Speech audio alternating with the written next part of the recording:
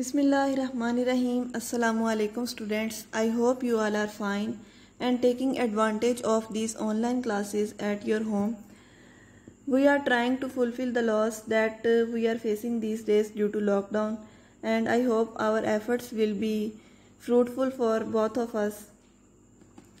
So we are studying about the first chapter of the second year chemistry, which name was periodic classification of elements and periodicity, and in this chapter we were discussing about the periodic table. तो periodic table की different जो है बातें हमने last 2 lectures के अंदर discuss की थी. हमने इसकी हिस्ट्री को डिस्कस किया. तो हिस्ट्री डिस्कस करने से हमें ये आइडिया हुआ कि एलिमेंट्स को किस तरीके से periodic टेबल के अंदर अरेंज किया गया है. So we were discussing about the modern periodic table. Modern periodic table को हम डिस्कस कर रहे थे और इसकी कुछ 1-2 बातें मतलब हमने डिस्कस की थी. कल हमने इसके ग्रुप्स और पीरियड्स को डिस्कस किया, उसकी फैमिलीज़ को डिस्कस किया. तो इसी तरह इसके अंदर कुछ 1-2 बातें हैं जो हमने आज और डिस्कस करनी है. इसके अंदर ब्लॉक्स को डिस्कस करना है, blocks in the periodic table को डिस्कस करना है, मेटल्स, नॉन मेटल्स और मेटलॉइड्स को डिस्कस करना है. ठीक है. तो सबसे पहले हम डिस्कस करते हैं कि स्टार्ट हमने मॉडर्न periodic टेबल का कहाँ से लिया था, क्योंकि अभी हमारा ये मॉडर्न periodic टेबल ही कंटिन्यू है. तो हम स्टार्ट से थोड़ा रिवाइज करते हैं. सबसे पहले हमने ये बात की थी कि periodic टेबल को एटॉमिक नंबर की बेस पर डिस्कस किया गया, क्योंकि जब मेंडलीव ने इसको एटॉमिक मास की बेस पर डिस्कस किया था, एटॉमिक मास की बेस पर इसको अरेंज किया था, तो उसके अंदर कुछ प्रॉब्लम्स थे. उन प्रॉब्लम्स को ख़त्म करने के लिए इसको एटॉमिक नंबर की बेस पर मॉडर्न साइंस ने इसको अरेंज किया. तो हमारे जो प्रॉब्लम्स थे वो सॉल्व हो गए थे. नेक्स्ट फिर हमने इसके ग्रुप्स और पीरियड्स को डिस्कस किया था. ग्रुप्स के अंदर हमने ये पढ़ा था कि हॉरिजॉन्टल और वर्टिकल की के डिफरेंस की बेस पर इनको 2 नाम दिए गए हैं, ग्रुप्स और पीरियड्स के. तो जो वर्टिकल कॉलम होते हैं उनको हम ग्रुप्स बोलते हैं और जो हॉरिजॉन्टल रोज होती हैं उनको हम पीरियड्स बोलते हैं. फिर हमने ये बात की थी कि जो ग्रुप्स हैं वो हमारे पास 8 होते हैं इन नंबर, और इन 8 ग्रुप्स को 2 सब ग्रुप्स के अंदर डिवाइड किया गया है. एक सब ग्रुप को ए का नाम दिया गया है और दूसरे सब ग्रुप को बी का नाम दिया गया है. और इसकी हमने लोकेशन को डिस्कस किया था कि दरमियान में बी ग्रुप पाया जाता है जिनको हम ट्रांजिशन मेटल्स बोलते हैं या ट्रांजिशन एलिमेंट्स बोलते हैं, और दोनों साइड्स पर ए ग्रुप पाया जाता है जिनमें से फर्स्ट और सेकंड ए पहले आता है और थर्ड ए से 8th ए तक बी सब ग्रुप के बाद में आता है. इस तरीके से हमारे पास 8 ग्रुप्स होते हैं और 2 सब ग्रुप्स होते हैं. फिर हमने पीरियड्स की जब डिस्कशन की थी तो पीरियड से हमें ये पता चला था कि इसके अंदर 7 पीरियड्स होते हैं, और फिर हमने इसके अंदर नंबर ऑफ एलिमेंट्स को डिस्कस किया था और ये डिस्कशन की थी कि फर्स्ट पीरियड के अंदर 2 एलिमेंट्स थे, सेकंड और थर्ड पीरियड के अंदर 8 एलिमेंट्स थे, फोर्थ एंड फिफ्थ पीरियड के अंदर 18 एलिमेंट्स हैं, सिक्स पीरियड के अंदर 32 एलिमेंट्स है, और 7th पीरियड हमारे पास इनकम्प्लीट है क्योंकि जो अनडिस्कवर्ड एलिमेंट है वो इसके अंदर प्लेस किए जाते हैं. Then we discussed about lanthanides and actinides. फिर हमने लेंथेनाइड्स और एक्टेनाइड्स को डिस्कस किया था. इसके अलावा हमने फिर इसकी डिफरेंट फैमिलीज़ को डिस्कस किया था कि पीरियोडिक टेबल को डिफरेंट उनकी प्रॉपर्टीज़ की बेस पर डिफरेंट उनको नाम दे दिए गए हैं. एक जो फैमिली था उसको, एक फैमिली को अल्कली मेटल्स का नाम दिया गया, एक फैमिली को अल्कलाइन अर्थ मेटल्स का, एक जो हमने डिस्कस की थी. इसके अलावा हमने हेलोजेंस की फैमिली डिस्कस की थी, नोबल गैसेस की फैमिली डिस्कस की थी. इस तरीके से पीरियोडिक टेबल को क्लासिफाई किया गया. मीन्स कि अगर हम फैमिलीज़ की बेस पर क्लासिफिकेशन पढ़ते हैं तो हम metal, alkali metals, halogens, noble gases इस तरीके से इसको डिस्कस करते हैं. अगर हम ग्रुप्स और पीरियड्स की बेस पर इसकी क्लासिफिकेशन करते हैं तो फिर हम 7 पीरियड्स और 8 ग्रुप्स के हिसाब से इसकी क्लासिफिकेशन के हिसाब से हम स्टडी करते हैं. और अगर हम लोग इसकी नेक्स्ट क्लासिफिकेशन जो आज हम देखने जा रहे हैं, ब्लॉक्स, तो वो किस बेस पर की जाती है वो हम आज डिटेल में स्टडी करेंगे. तो एक जो तरीका है क्लासिफिकेशन का वो है ब्लॉक्स की बेस पर, और वो डिपेंड करता है ऑर्बिटल्स पर या सब शेल्स पर. जब हम लोगों ने इलेक्ट्रॉनिक कन्फिग्रेशन 9th क्लास में पढ़ी थी, इसके अलावा हमने फर्स्ट ईयर के अंदर जब पढ़ी थी तब हमने ये डिस्कस किया था कि शेल के अंदर मज़ीद सब शेल्स होते हैं और वो कितनी तरह के होते हैं, 4 टाइप्स के होते हैं जिनके नेम होते हैं S, P, D and F। ठीक है, शेल के अंदर 4 सब शेल्स होते हैं या ऑर्बिटल्स होते हैं जिनको हमने S, P, D और F का नाम दिया हुआ है। तो जो इनकी बेस पर है पीरियोडिक टेबल की क्लासिफिकेशन की गई है, और जो ब्लॉक्स हैं वो 4 ब्लॉक्स पाए जाते हैं पीरियोडिक टेबल के अंदर। मींस के एलिमेंट्स को 4 ब्लॉक्स के अंदर क्लासिफाई किया गया है, S, P, D and F। इसके अंदर एलिमेंट्स को क्लासिफाई किया गया है। कैसे? ये डिपेंड करता है लोकेशन ऑफ वैलेंस इलेक्ट्रॉन, यानी कि इसका आउटर मोस्ट इलेक्ट्रॉन किस सब शेल में है।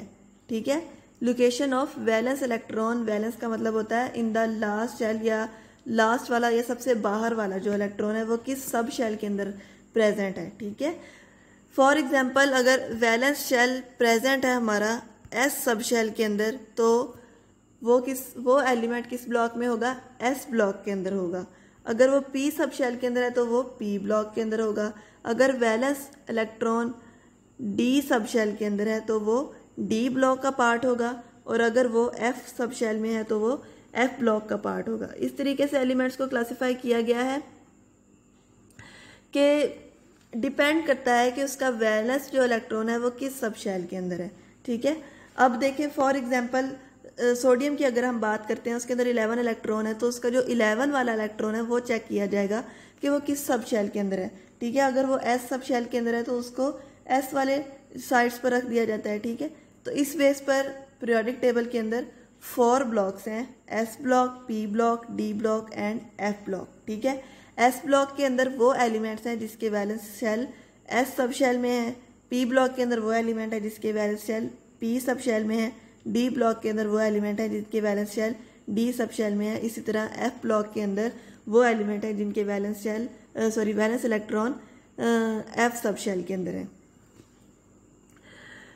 अब पीरियोडिक टेबल को किस तरीके से एस, पी, डी और एफ के अंदर बनाया गया है वो इस तरीके से है कि जो हमारे पास फर्स्ट ए और सेकंड ए ग्रुप होता है वो होता है एस ब्लॉक।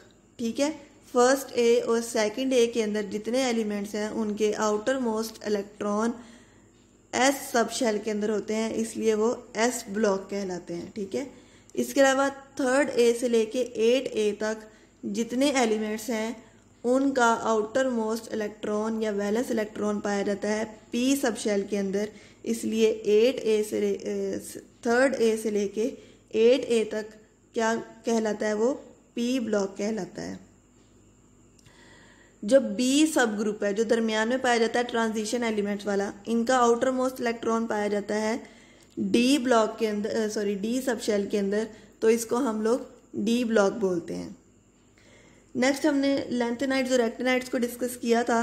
तो लेंथेनाइड्स और एक्टिनाइड्स के अंदर जो आउटर मोस्ट इलेक्ट्रॉन है वो पाया जाता है एफ सब शेल के अंदर, इसलिए वो लेंथेनाइड्स और एक्टिनाइड सीरीज को एफ ब्लॉक कहा जाता है। इस तरह पीरियोडिक टेबल को 4 ब्लॉक्स के अंदर डिवाइड किया गया है, S, P, D and F. और इसकी लोकेशन कुछ इस तरीके से है कि फर्स्ट 2 जो हैं ए ग्रुप्स, वो उनका जो आउटर मोस्ट इलेक्ट्रॉन है एस सब शेल के अंदर है तो वो एस है, जो दरमियान में बी ग्रुप पाया जाता है वो डी है, जो साइड पर थर्ड ए से लेकर 8A तक है वो पी है, और नीचे लेंथेनाइड्स और एक्टिनाइड्स जो हैं वो है एफ ब्लॉक। तो इस तरीके से पीरियोडिक टेबल को 4 ब्लॉक्स के अंदर क्लासिफाई किया गया है, और एक क्लासिफिकेशन इस तरीके से पीरियोडिक टेबल की गई है। नेक्स्ट है metals, non metals and metalloids. Metals और नॉन मेटल्स को आप लोगों ने 10th क्लास के अंदर पढ़ा था। इलेक्ट्रोपॉजिटिव एलिमेंट मेटल्स होते हैं और इलेक्ट्रोनेगेटिव एलिमेंट्स नॉन मेटल्स होते हैं। इनके बारे में आपने अच्छे से चैप्टर नंबर 8 में 9th क्लास के आप लोगों ने पढ़ा था, मेटल्स और नॉन मेटल्स का। मेटलॉइड्स का वर्ड आपके लिए थोड़ा न्यू है। मेटलॉइड्स को बच्चों हम सेमी मेटल्स बोलते हैं, और सेमी का मतलब होता है हाफ, यानी कि ये इस तरीके के एलिमेंट्स होते हैं कि इनके अंदर मेटल्स और नॉन मेटल्स दोनों की प्रॉपर्टीज़ पाई जाती हैं। ठीक है, मेटल्स और नॉन मेटल्स दोनों की प्रॉपर्टीज़ इनके अंदर पाई जाती हैं, तो इनको हम क्या बोलते हैं? मेटलॉइड्स। अब जिस तरीके से एस, पी, डी और एफ हमने ब्लॉक बनाए उनके वैलेंस शेल पर डिपेंड करते हुए, या वैलेंस इलेक्ट्रॉन किस सब शेल के अंदर है इस पर डिपेंड करते हुए, तो ये जो क्लासिफिकेशन है हमने किस बेस पर की है, ये हमने मेटालिक करैक्टर की बेस पर की है, ठीक है। तो हम यूँ कह सकते हैं कि मेटालिक करैक्टर की बेस पर पीरियोडिक टेबल के 3 क्लासिफिकेशन की गई हैं, metals, non metals and metalloids.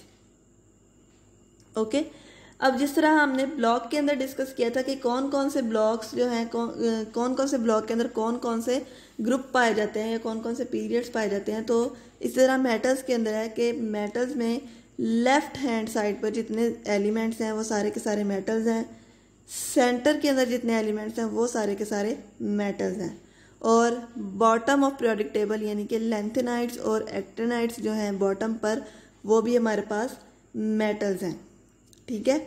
इसके अलावा अपर राइट कॉर्नर पर, राइट वाली साइड पर जो ऊपर वाली साइड है वो सारी की सारी हमारे पास नॉन मेटल्स हैं। इसके अलावा 4A से लेकर 8A तक at the top right hand corner above the stepped line. अब ये स्टेप लाइन का नेक्स्ट स्लाइड के अंदर एक पिक्चर है, उसको देखकर आपको आइडिया होगा कि स्टेप लाइन किसको बोलते हैं। बाकी मजीद डिस्कशन हमने एक नेक्स्ट लेक्चर के अंदर डिस्कस करनी है, तो उसके अंदर स्टेप लाइन डिटेल में आपको पता चल जाएगी, ठीक है।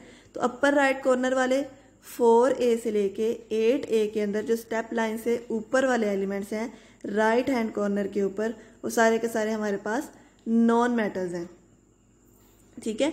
इसके अलावा lower metals of groups 3rd A, 4th A and 5th A, 3rd A, 4th A और 5th A के जो लोअर मेंबर्स हैं ना, वो सारे के सारे मेटलॉइड्स हैं, और elements just under the steps, जो स्टेप्स के नीचे हैं, जैसा कि सिलिकॉन है, एस्टेनियम है, टेलेनियम है, ये सारे के सारे हमारे पास मेटलॉइड्स हैं, ठीक है।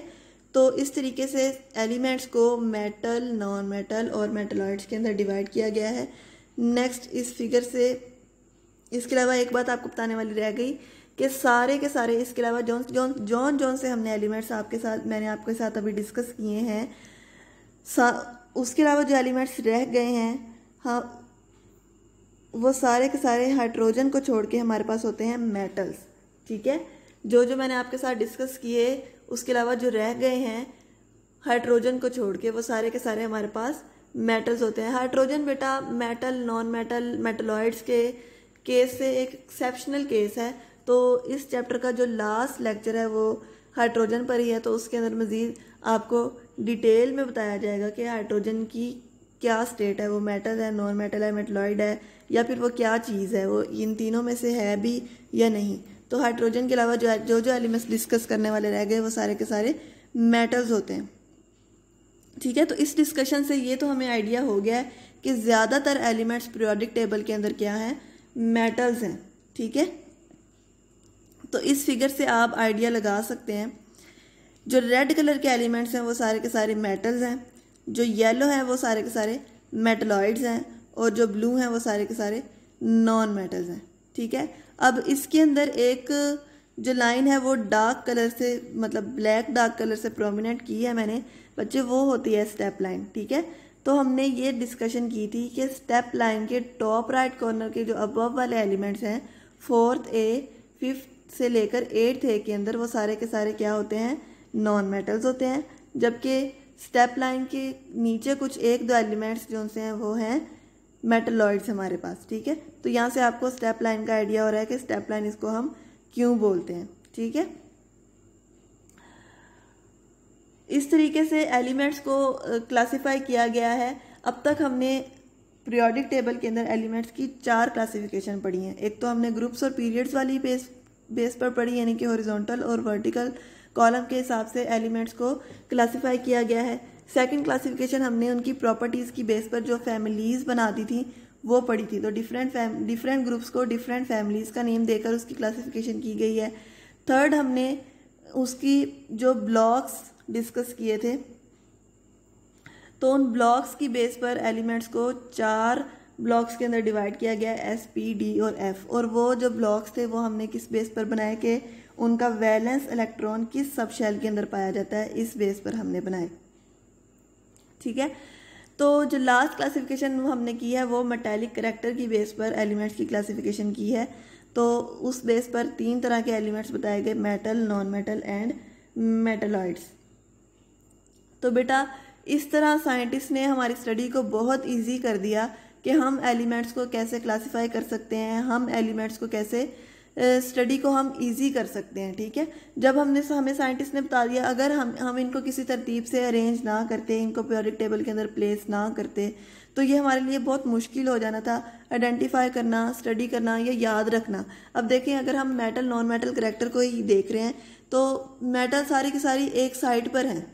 ठीक है, अगर हम ये बेतरतीबी होती तो फिर हर किसी का याद रखना था, नहीं ये मेटल है, नहीं ये नॉन मेटल है। अब हमें पता चल गया कि इस साइड वाली सारी की सारी मेटल हैं और टॉप राइट कॉर्नर वाली सारी की सारी नॉन मेटल है। तो इस तरीके से एलिमेंट्स को एक तरतीब से एक रेगुलर अरेंजमेंट के अंदर अरेंज किया गया और हमारी स्टडी को बहुत आसान कर दिया गया। इसी तरह एस, पी और डी और एफ की बेस पर जो क्लासिफिकेशन की गई है उससे भी हमारी स्टडी बहुत आसान हो गई, क्योंकि उससे हमें वैलेंसी और ऑक्सीडेशन स्टेट का बहुत आइडिया मिला। वैलेंसी से हमें आइडिया मिल गया कि अगर हमें पता है कि इसका लास्ट जो इलेक्ट्रॉन है वो एस सब शेल के अंदर है, तो हमें पता होगा कि उस एस सब शेल के अंदर मजीद कितनी जगह है। आपको पता है एस सब शेल के अंदर ज़्यादा से ज़्यादा 2 इलेक्ट्रॉन्स पाए जा सकते हैं। ठीक है, तो हम अंदाज़ा लगा सकते हैं कि इसकी वैलेंसी कितनी है, इसके अंदर कितने इलेक्ट्रॉन्स की जगह है और मज़ीद कितने इसके अंदर इलेक्ट्रॉन ऐड हो सकते हैं, या फिर हम ऑक्सीडेशन स्टेट का भी इससे अंदाज़ा लगा सकते हैं। तो इस तरह साइंटिस्ट ने हमारी स्टडी को बहुत आसान कर दिया। Thank you so much. I hope आपको समझ आई होगी। अल्लाह ताला आपको अपने हिफ्ज़-ए-ईमान में रखे। अल्लाह हाफिज़।